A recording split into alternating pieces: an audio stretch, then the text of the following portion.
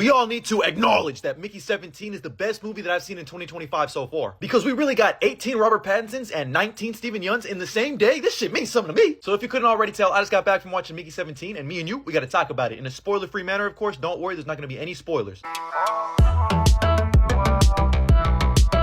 And off rip, I need everybody to acknowledge Bong Joon-ho. Look at that aura. Cause this man, Bong Joon-ho, don't miss! And going into Mickey 17, I knew I was gonna at least enjoy it, just given the fact that I've loved all of the movies that I've seen of his. I'm sure most of you are familiar with his most recent and Oscar-winning film, Parasite. My introduction to Bong Joon-ho was his 2006 satirical homage to Godzilla, The Host. And with Mickey 17, which is an adaptation of the book Mickey 7, this is Bong Joon-ho at his satirical best, having the time of his life spending Warner Brothers cheddar cheese. He's definitely having his cake and eating it too. Mickey 17 is somewhere around the Okja Snowpiercer realm of artistic sensibility for me personally. Well, on the surface and everything you've seen in trailers, yeah, it's about Robert Pattinson dying multiple times over and over and over. But the more I sit with this film, the more brilliant I think it is. It's Bong Joon-ho giving a satirical take on America's past, present, and hopefully its future. And like I mentioned before, to me, Bong has always been the sultan of satire. And in Mickey 17, there's a lot of scenes that mirror our own real life. And honestly, it's scary. America and really the world at large has become desensitized and allowing dehumanization and destruction. And Bong is not subtle about it in this movie at all, especially with Mark Ruffalo's character. But peeling back the layers of its oddity and strangeness and its not so subtle references to America, at its core, it's a heartwarming story about faith and humanity, that we all still have genuine kindness and goodness inside of us. It's there, somewhere. It's in each and every one of us. Me, you, watching this, behind all of the lifelong trauma and fake smiles, and Bong knows it. And that finally leads me into the performances. Robert Pattinson absolutely steals the show, doing his best Steve-O meets Steve Buscemi impression. He's so mesmerizing to watch, and his performances are amplified by not just Bong Joon-ho, but by the fact that he gets to play multiple versions of himself. I'd watch an entire cut of Mickey 17 and Mickey 18 fighting like siblings, and honestly, it feels like there was more of that in this movie had it not been for studio mandates. They took it from us, Carmine, that was today! Behind all the fun, wacky goofiness, there's childhood trauma, existentialism, and vibes. There's something to be said about being born into this world and not having a purpose or not knowing what it is. Struggling with the mistakes you've made up to this world and really wondering,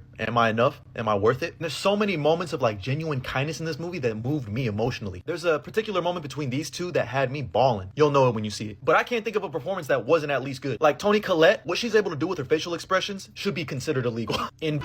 My bad, Steven Yeun is incredible as always. I just love him so much. But for me, outside of Robert Pattinson, the absolute standouts are Naomi Ackie and Mark Ruffalo, who may or may not be playing a character that's very reminiscent to our 47th president. Okay, maybe it's not so subtle. I mean, you'll definitely notice it with his followers. Acknowledge him. But this man gets cuckoo for Cocoa Puffs real quick. And Naomi Ackie delivers some seething line deliveries that have me sitting back saying, dang!